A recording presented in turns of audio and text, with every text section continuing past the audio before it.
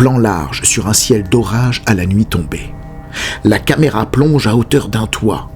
Travelling le long de tuiles humides qui stoppent net à la hauteur d'une botte de cuir noir usée jusqu'à la corde. En contre-plongée, des éclairs arrachent à l'obscurité les contours du visage de Dungar, l'assassin gobelin, exécuteur premier du roi sans tête des contrées interdites. En vue subjective, la caméra remonte la ruelle, pavés après pavés, jusqu'à arriver à hauteur du messager pris en filature aux premières lueurs du jour. La rue est déserte, silencieuse. Dans un plan serré, la silhouette des bâtiments se découpe en ombres chinoises et on aperçoit Dungar bondir sur sa proie. Sa lame renvoie un éclat de lumière suivi d'une giclée de sang en gros plan. Le gobelin accompagne sa victime au sol. 3 ou 4 coups supplémentaires pour s'assurer que le messager est passé à trépas avant de disparaître aussitôt dans le noir. La caméra remonte alors à hauteur de la lune, seul témoin du drame qui vient de se jouer. Il y a un truc qui fonctionne pas. D'évidence, il y a un truc qui ne fonctionne pas, les amis.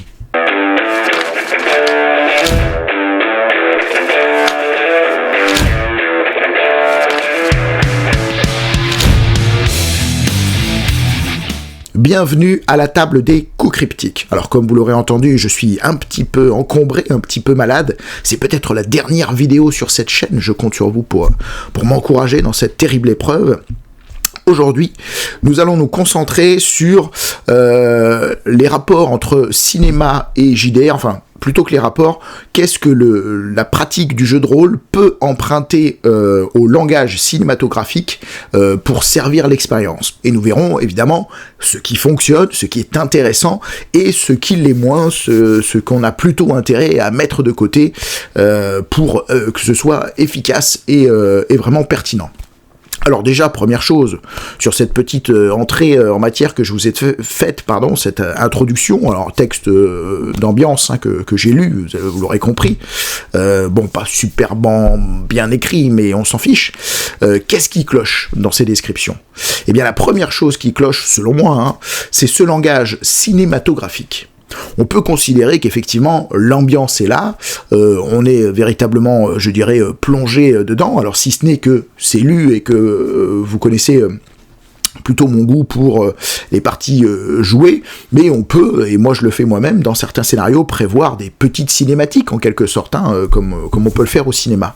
Mais par contre, le travers que j'observe dans nombre de parties de jeux de rôle, lorsqu'on emprunte cette voie-là, qui à mon avis n'est pas du tout idiote, puisqu'on reprend les codes du cinéma, et du coup ça parle à tous, eh bien c'est ce langage cinématographique que l'on laisse à l'intérieur de nos descriptions, et qui viennent, à mon sens, gâcher l'expérience, puisque on se retrouve en présence de mots qui n'ont aucune place à faire dans l'univers que l'on évoque. On a un champ lexical là qui rentre un peu en conflit avec ce que l'on évoque. Quand je parle de caméra, de plan large, de travelling, ce sont des mots à bannir dans nos descriptions de jeux de rôle, puisqu'ils ne font que renvoyer à la technique, aux moyens utilisés pour capter une émotion, pour capter une scène, et pour la sublimer, et pour la présenter. Et du coup, ça colle pas. Quand je suis dans un univers médiéval fantastique, que j'entends plan large, travelling, plan serré, zoom, fondu au noir, tout ça ne fait que sortir de l'expérience.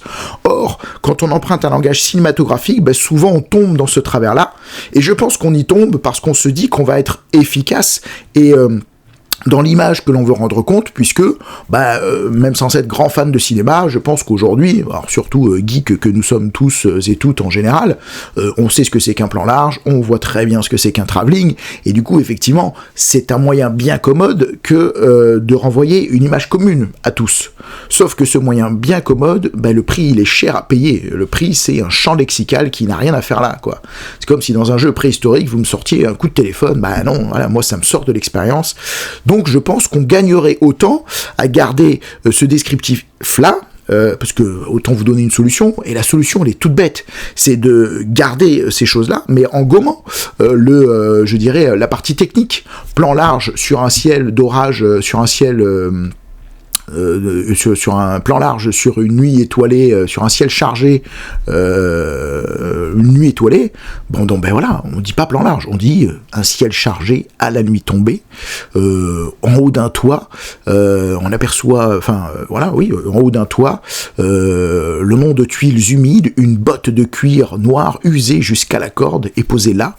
Il s'agit de la botte de Tungar, l'assassin gobelin, exécuteur premier du roi sans tête des contrées interdites. Il observe en contrebas sa proie, donc le messager pris en filature à la nuit tombée, ou la veille. Bon voilà, j'ai pas de langage cinématographique dans ce que je suis en train d'annoncer, et pourtant on voit très bien, les éclairs dessinent les contours du visage de Tungar, voilà, entre chaque éclair apparaissent les traits, nanana, voilà. En gros, je dis la même chose, sauf que je vire tout le jargon cinématographique, quoi. En plus, ça me permet d'être plus direct, les images sont tout aussi fortes, et on y gagne, à mon avis, énormément en immersion. Bon, on va aller un peu plus loin, parce que ça c'était sur la forme, je dirais, bien qu'on va rester un peu sur la forme, vous allez voir, parce qu'on va évoquer un peu de tout. A contrario, quand est-ce que les inspirations, je dirais, le langage cinématographique est assez heureux dans l'expérience jeu de rôle, dans la pratique jeu de rôle.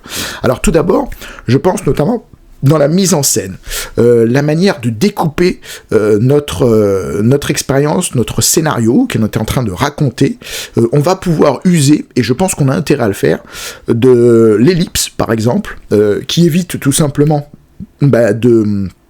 de tomber au récit de moments qui ne sont pas forcément intéressants dans la partie de jeu de rôle, qui n'ont aucun intérêt à servir ni le scénario, ni à renseigner sur les personnages, comme on le fait dans un film. C'est-à-dire que dans un film, il va y avoir énormément d'ellipses, tout simplement parce qu'il y a des passages qui ne sont pas intéressants à raconter, et qui ne servent pas l'histoire, qui ne servent pas l'expérience, le scénario, et qui sont assez plats, et qui n'ont pas d'intérêt. Donc on va pouvoir se permettre, comme on le fait dans un film, de faire des ellipses, et les ellipses peuvent être très longues, peut-être une ellipse de 1 heure plus tard, jusqu'à 100 ans plus tard, 10 années après, peu importe. Le but étant de se départir du récit, excusez-moi, je renifle, de parties de notre histoire qui n'ont pas grand intérêt. Alors, dans une certaine pratique du jeu de rôle qui se veut simuler au plus près, je dirais, la réalité, la cohérence, on va avoir tendance à vouloir jouer ces parties-là. Certaines écoles, je dirais, dans certaines écoles, comme s'il y avait des écoles de jeu de rôle, comme il y a des écoles de sorceleurs. Non, c'est pas tant ça, mais je sais que pour certains joueurs et maîtres de jeu, ils apprécient de jouer ces moments-là du quotidien, parce que pour eux, ça sert la réalité du récit.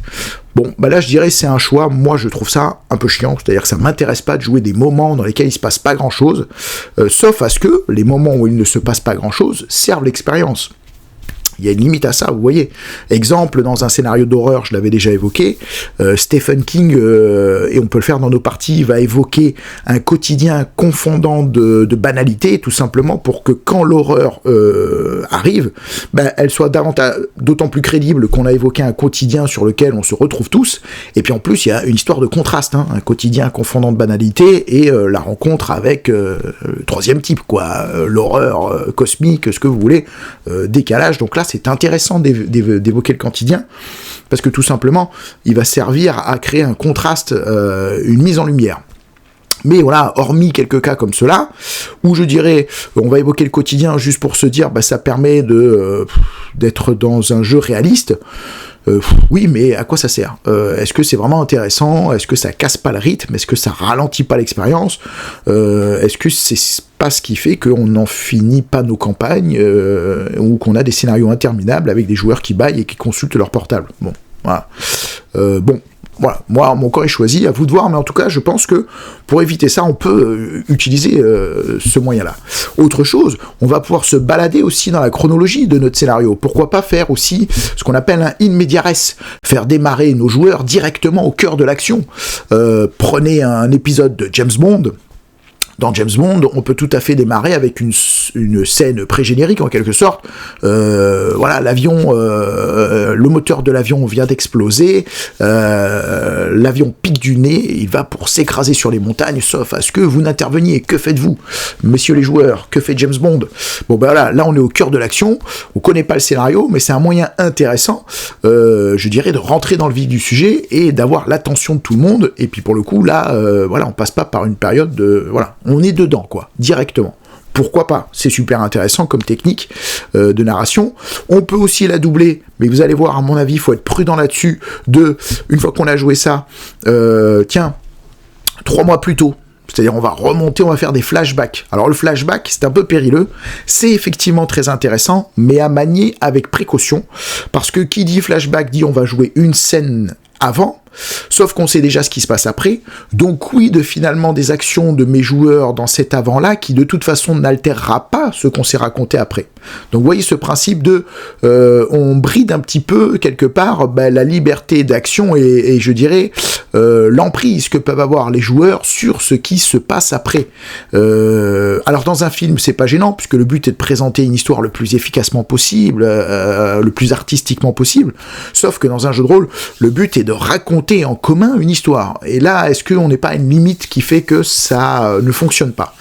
À mon avis, si on le manie, je dirais avec précaution, qu'on le réserve à quelques petits espaces, qu'on n'y met pas des gros enjeux très forts, ça peut être intéressant, mais je trouve que à abuser de cet effet-là ou à le jouer sur la temporalité complète de la partie, on risque de se dire ouais mais gars, on a joué là au bout de 2 minutes de scénario, la fin du scénario, tout ce qu'on fait avant finalement nous mène inéluctablement à ça. Donc quel intérêt de le jouer puisque finalement on n'aura que très peu d'emprise, enfin très peu en fait pas, sur cette scène-là que nous avons jouée en tout début. Donc vous avez vu ? Voilà, à manier avec précaution. En tout cas, j'ai pas la réponse absolue, mais moi je sais que je l'utilise, mais à dose homéopathique, quoi, hein, comme on dit. Donc voilà, la temporalité est intéressante à emprunter au cinéma, donc le séquençage, notamment par le rythme que ça va apporter dans la mise en scène, dans le fait d'enchaîner les plans, de pas s'attarder sur des scènes qui ne veulent rien dire, sur des dialogues qui n'ont que peu d'intérêt. Moi je trouve que c'est peut-être une des choses les plus intéressantes à reprendre du langage cinématographique. Alors quand je dis cinématographique, c'est un langage qu'on retrouve un peu partout, hein. On va le retrouver au théâtre notamment aussi, hein. Donc bon voilà, c'est tous ces univers, vous l'avez compris, hein, cinéma, théâtre, roman, littérature, tout ça, c'est évidemment que ces univers-là se nourrissent les uns les autres. Autre chose que l'on peut emprunter au cinéma, la musique, évidemment. Moi, je trouve ça super intéressant. Encore une fois, mon avis sur le sujet, c'est que, alors ça demande de la préparation, plus ou moins, hein. Ça peut demander beaucoup de préparation, une musique, quand on veut vraiment faire coller la musique à un récit qu'on est en train de développer. Je pense notamment à, tiens, là j'ai une cinématique, donc une partie descriptive où les joueurs vont être moins en interaction. Encore une fois, je suis pas contre, par contre, faut pas que ces cinématiques soient quotidiennes et à rallonge à tel point que les joueurs sont juste dans un grand 8 en train d'assister à ce qui se passe, mais n'ont pas vraiment d'emprise, vous avez compris. Mais de temps en temps, c'est super, hein, je trouve, de faire ces passages-là. Excusez-moi, je vais essayer de ne pas mourir, hein, je vais essayer d'aller au bout. Donc cinématique pas inintéressante, et donc musique qui colle à ces cinématiques-là, pourquoi pas. Après, on peut tout à fait aussi se faire des playlists, je dirais, dans lesquelles on va prévoir 5-6 musiques pour une ambiance particulière, ce qui vous permet d'être assez serein sur le fait d'improviser, parce que vous savez que vous avez une liste de 5-6 morceaux qui servent tout simplement pour la mise sous tension, une liste de 5-6 morceaux qui sont là juste, je dirais, pour apporter une nappe sonore, mais qui n'ont pas de thème trop fort, de trop grandes variations, qui vont, à un moment donné, fait que vous allez être en décalage entre le propos que vous développez et la musique. C'est pas une musique d'ascenseur, mais vous avez compris la philosophie, c'est pour illustrer. Musique, on va faire une petite playlist de 5-6 morceaux pour les parties action, ce qui vous permet de lancer votre playlist, de faire votre séquence de roleplay sans vous soucier de vous dire, oh là là, faut que j'arrête à telle minute. Non, les morceaux vont s'enchaîner tranquillement, ils seront de toute façon de la même couleur et ça va fonctionner.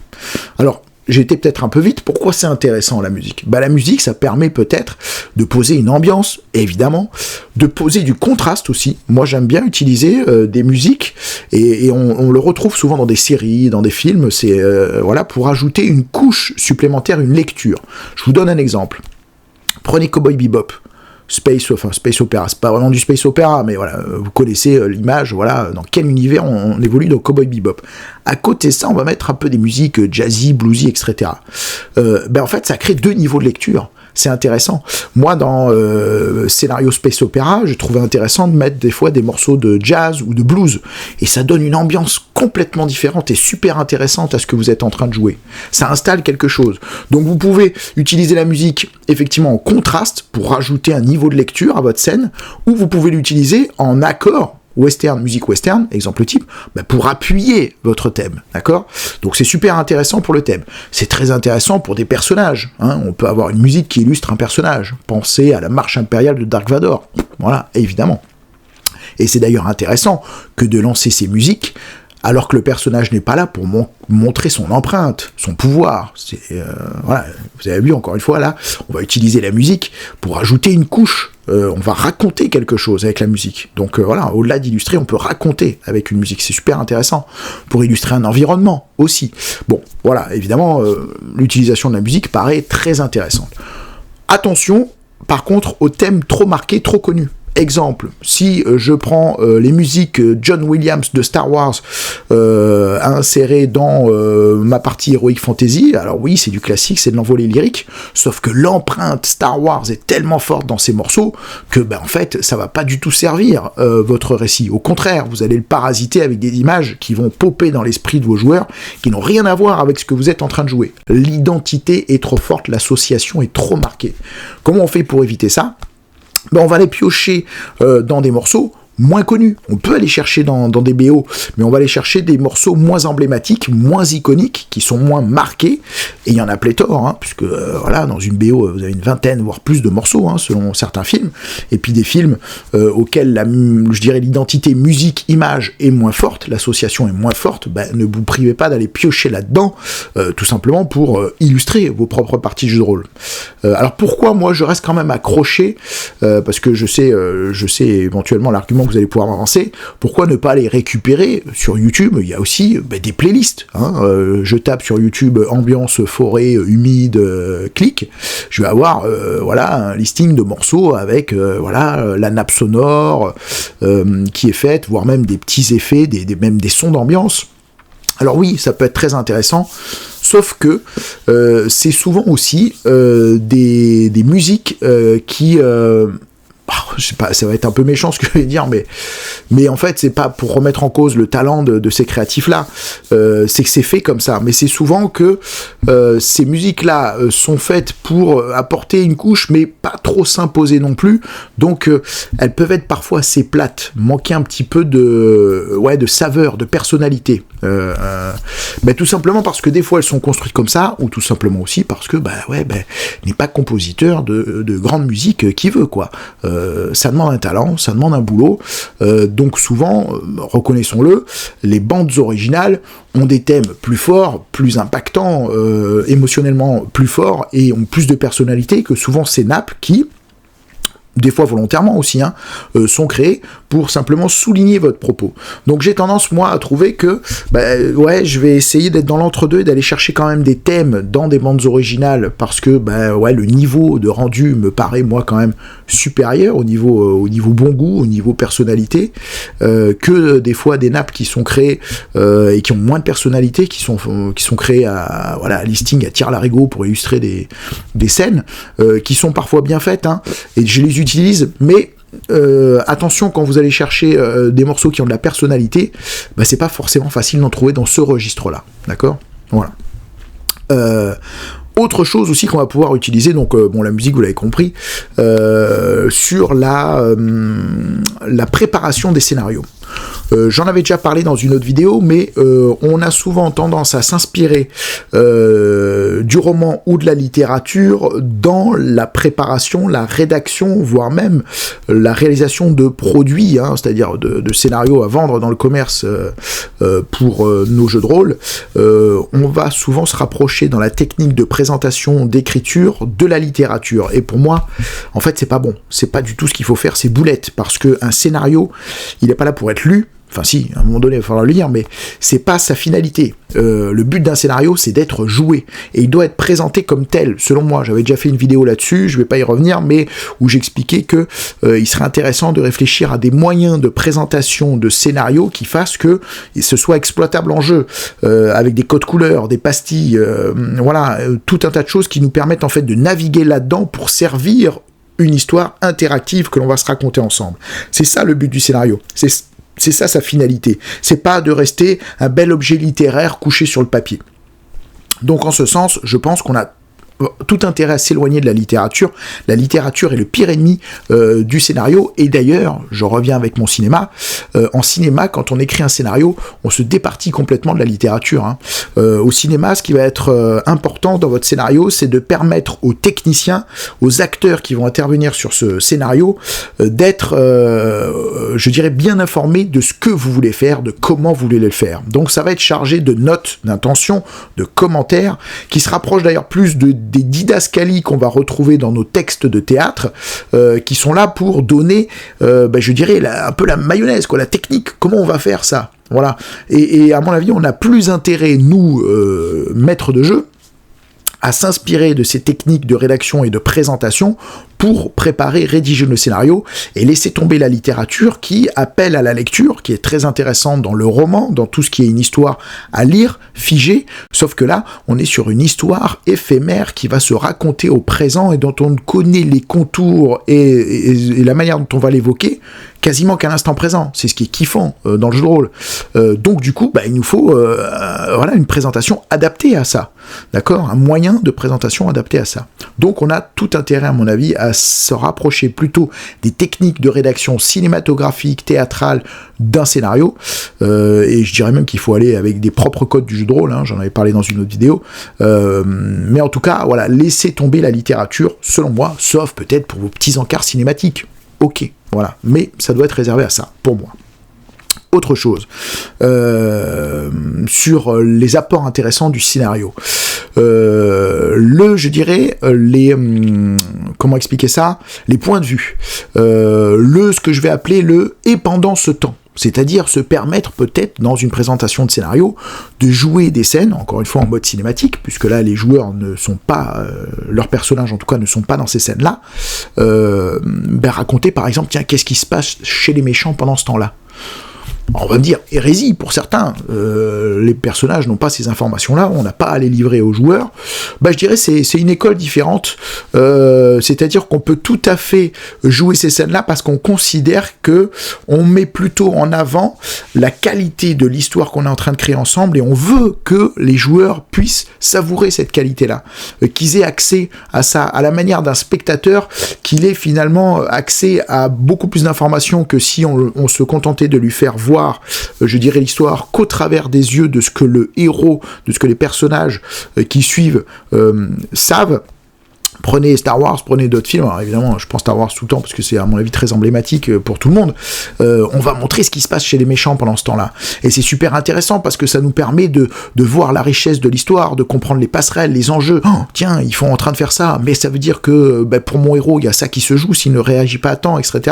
Donc vous voyez les tensions, les enjeux que ça peut créer, de simplement sortir du simple spectre et du simple scope de ce que voient les personnages, mais de se permettre cet autre point de vue pour servir l'histoire. À ce moment-là, quand on adopte cette façon de jouer, c'est que on est là pour le goût, pour la saveur de l'histoire qu'on est en train de raconter ensemble, plutôt que pour le réalisme de dire non mais ton personnage ne sait que ce qu'il sait, etc. Et puis d'ailleurs, je pense que tous, quand on joue avec des joueurs qui font la part des choses, ils savent très bien, et puis évidemment, vous les renseignez au départ, qu'il faut bien faire la part des choses entre ce que le joueur sait, de ce que son personnage sait, c'est la base du JDR.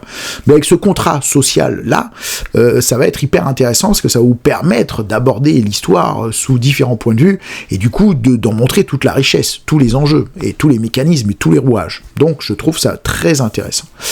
Autre chose, là on va rentrer dans des termes, alors peut-être vous connaissez ou pas, mais qui vont vous permettre de toucher du doigt des techniques assez intéressantes de récit, alors que j'associe au cinéma, mais qu'on retrouve en littérature, qu'on retrouve au théâtre, qu'on retrouve partout, encore une fois, le hareng rouge, donc hareng le poisson.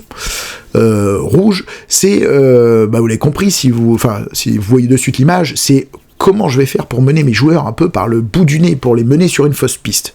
Alors, il faut être, je dirais, vigilant avec ça. Le but est que ce soit les joueurs qui plongent dans la fausse piste et pas vous qui grossissez le trait pour les mener sur cette fausse piste. Parce que là, je pense que vous rompez la confiance et je dirais votre impartialité si vous faites ça. Le but, c'est tout simplement quoi? Si vos joueurs, finalement, commencent à s'intéresser à un personnage, à un indice dont vous savez, vous, qu'il n'a pas de rôle particulier dans l'histoire. Sauf que, ça nous est tous arrivé, à un moment donné, vos joueurs plongent dans un truc et vous dites « Mais bordel, pourquoi ils plongent là-dedans? Ça n'a strictement rien à voir, dans mon histoire, ça sert pas. » Sauf qu'eux, ils ont perçu un truc là-dedans, ils se disent « Tiens, là, il y a un bout de ficelle. » Surtout, ne montrez pas dans votre jeu, et souvent, en partie, j'observe que ça peut m'arriver à moi, évidemment, toujours, je ne me mets pas au-dessus, surtout pas, mais encore une fois, difficile d'être acteur et spectateur, mais c'est parfois beaucoup plus flagrant quand vous assistez à une partie en tant que joueur, ou quand vous regardez les parties se jouer. On va avoir un MJ qui, des fois, va être moins investi, un peu plus expéditif, va pas forcément incarner le personnage, bref, il va renvoyer tous les codes de manière parfois soit volontaire, pourquoi pas, mais des fois sans trop s'en rendre compte c'est pas très important. Et les joueurs vont le sentir. Et du coup, la fausse piste, ils vont pas aller la chercher bien loin parce qu'ils vont très vite comprendre, ils vont se dire, ouais, ok, là, apparemment, ce truc-là, c'est pas préparé, c'est pas prévu. Voilà. Alors, ils vont peut-être pouvoir y plonger, je dirais, pour le jeu, pour faire comme, mais au fond d'eux, ils savent très bien que ça mène pas à grand chose. Alors ils vont vous le faire peut-être pour faire plaisir en se disant allez tiens, on va avoir un comportement roleplay, on va faire comme si ça menait à quelque chose. Dépassez ça. Jouez de telle manière à ce que ce soit pas, ils ne jouent pas ces scènes-là ou ils n'insistent pas dans ces scènes-là par politesse ou pour faire comme si, mais parce que vraiment ils se disent mais il y a peut-être un truc là. Alors ça demande d'investir, je suis d'accord avec vous et c'est peut-être pas forcément simple, de la narration, de la complexité, de la saveur, de la personnalité dans tout. Ça veut pas dire qu'il faut jouer tous les PNJ en roleplay, c'est pas ce que je suis en train de dire, mais à partir du moment où quelque chose se construit de manière assez forte avec un PNJ ou un indice, jouez-le comme ça, si ça faisait partie intégrante de l'histoire, de manière à ce que cette fausse piste, il l'explore, oui, on va la jouer sérieusement. C'est le hareng rouge, il part sur cette fausse piste-là, et c'est super intéressant. Par contre, si dès le départ, vous renvoyez les signes de « c'est pas là qu'il faut aller », bon, voilà, ça va manquer de saveur, et puis encore une fois, ça va mettre en lumière le côté un peu dirigiste de l'histoire, ce qui n'est pas forcément souhaitable du tout pour, évidemment, vous l'aurez compris, l'implication des joueurs.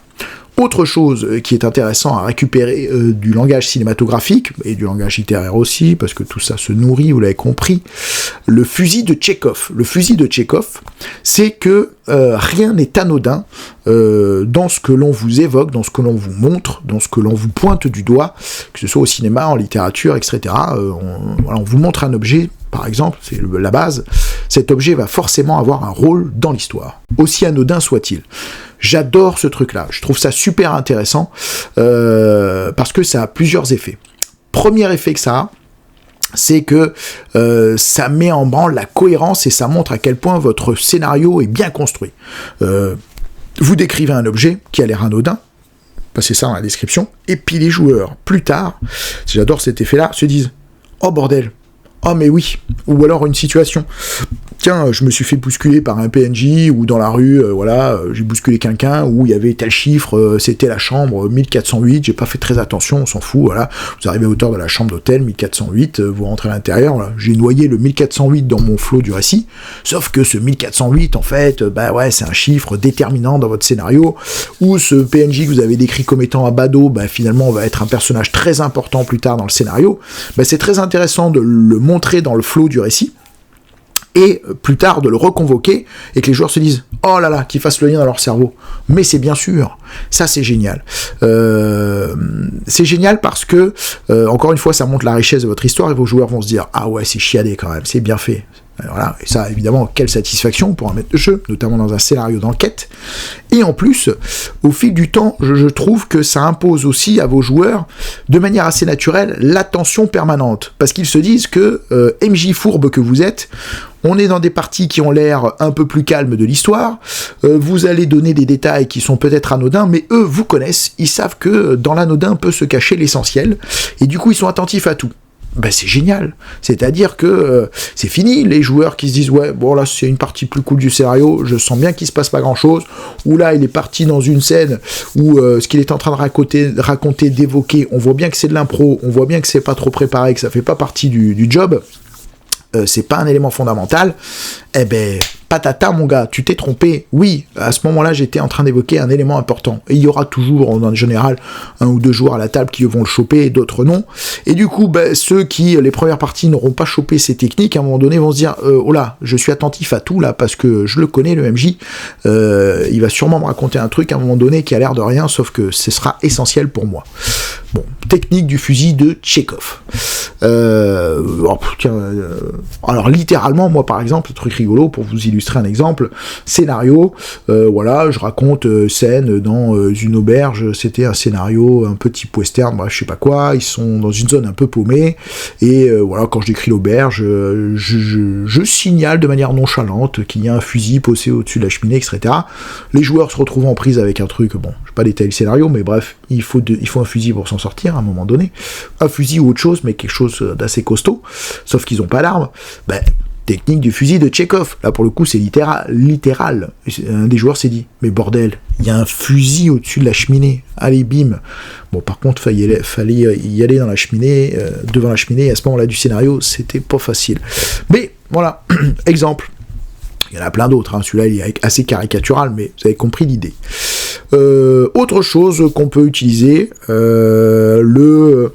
du cinéma, oui, en campagne notamment, ou quand on fait une suite de scénarios, le previously, le précédemment, dans cette histoire, dans cet épisode, on le fait naturellement, hein. Ça, naturellement, on va évoquer ce qui s'est joué un peu avant, pour, je dirais, entamer notre récit en partant sur une base.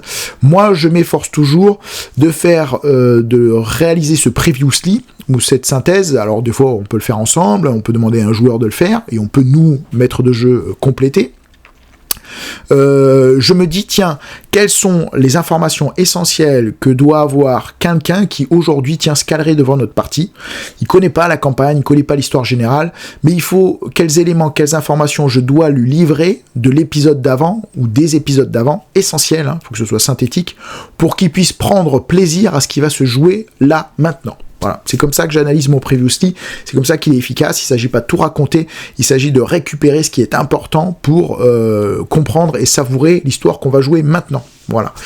Et on peut d'ailleurs le surjouer, ça. Hein. Moi, quand je jouais à Cops en campagne, je grossissais ce trait-là, c'est-à-dire que je le faisais presque à la manière d'un feuilleton, hein, avec les punchlines, les machins. Pourquoi pas, hein. On peut adopter aussi une forme particulière pour livrer ces scénarios. C'est super intéressant aussi que de s'imposer un formalisme, parce que ça devient une marque. Ça fait partie de votre technique de narration pour cette campagne-là, en tout cas, et c'est pas inintéressant. Le cliffhanger, je suis passé à côté. Oh là là, je vais presque mourir, mais j'ai bientôt fini, heureusement. Le cliffhanger, c'est génial. Cliffhanger, bon, je pense que vous savez tout ce que c'est, mais pourquoi finir nos parties sur des zones de confort, sur des zones où, allez, super, on vient de passer le grand acte, ouf, allez, on s'en est sorti. Ça, c'est intéressant sur un one-shot. Mais en campagne, ce qui peut être intéressant, c'est de finir au cliffhanger, c'est-à-dire de finir au moment où il se joue gros, mais de pas jouer cette scène-là. Voilà, ça s'arrête net. Tiens, voilà, t'es accroché au bord du précipice. On va encore être très basique, mais c'est pour donner des exemples caricaturaux. Le méchant arrive à ta hauteur, et voilà, en te menaçant de son épée, il t'écrase les doigts avec sa botte, et tu souffles, fais-moi un jet. Non, stop, on arrête là, on verra la semaine prochaine si tu t'en sors. Ou alors tiens, fais-moi un jet, paf, t'as lâché la corniche, en bas un précipice sans fond, qu'est-ce qui va se passer ? Vraisemblablement je suis mort, on sait pas, on verra la semaine prochaine, et vous cuttez là, voilà. Ou alors un coup de téléphone hyper important, vous êtes sur une enquête, et puis vous voyez, je sais pas moi, le capitaine de votre de votre unité de flic qui reçoit un coup de fil, qui se décompose et qui vous regarde catastrophé. Et là, vous allez dire, mais c'est quoi le coup de téléphone? Qu'est-ce qu'on lui a dit? Qu'est-ce qui se passe? Stop, on arrête là, les gars. On verra la semaine prochaine. Ça c'est top. Pourquoi c'est top? Parce que ça vous permet de convoquer vos parties de manière plus efficace. Parce que quand on arrête sur un élément comme celui-ci, c'est beaucoup plus facile de refixer une partie pour continuer nos scénarios et aller au bout de notre campagne que quand on arrête dans un moment de calme, évidemment. Bon, il y aurait sûrement encore plein d'autres choses à dire, mais je crois qu'on a, je sais pas combien de temps on est, mais on doit être costaud encore une fois. Donc j'espère que ça vous a intéressé, je vous retrouverai évidemment bientôt pour d'autres vidéos. Je garde toujours en tête de relancer les actual plays, hein, rassurez-vous, ça se fera plus tard, à mon avis, après les fêtes, voilà, parce que je veux le faire de manière efficace. Le but étant que c'est bien beau de donner des conseils à tire-larigot, mais ça peut être aussi sympa de montrer tous ces conseils-là, comment ça se traduit, comment je les mets en place. Et j'avais idée aussi de faire une vidéo que je pense intéressante, où, alors pas dans le direct, parce que j'ai pas la connexion qui le permet, mais de faire des vidéos où ensemble, je vous montre comment je crée un scénario. Ça peut être intéressant de vous montrer un peu ma technique, il y en a beaucoup, mais comment moi je procède, et puis j'utilise différentes techniques, ou alors de débriefer, je trouve ça super intéressant, sur une partie, c'est-à-dire un actual play, une partie filmée, et puis de faire un peu commentaire de cet actual play. Ça peut faire des vidéos. Je suis en train de mourir, heureusement c'est la fin. Ça peut faire des vidéos un peu longues, mais ça peut être hyper intéressant, je pense. En tout cas, pour ceux qui suivent, on verra bien. Je vous dis de bonnes fêtes, parce qu'au moment où je tourne ça, on est dans les fêtes. Après, au moment où vous regarderez ça, on sera peut-être post-3e guerre mondiale, donc je vous dirai à ce moment-là, bon courage. Mais à l'heure actuelle, je pense que je peux encore me permettre de vous dire bonne fête. En tout cas, je l'espère, à tous et à toutes. À bientôt.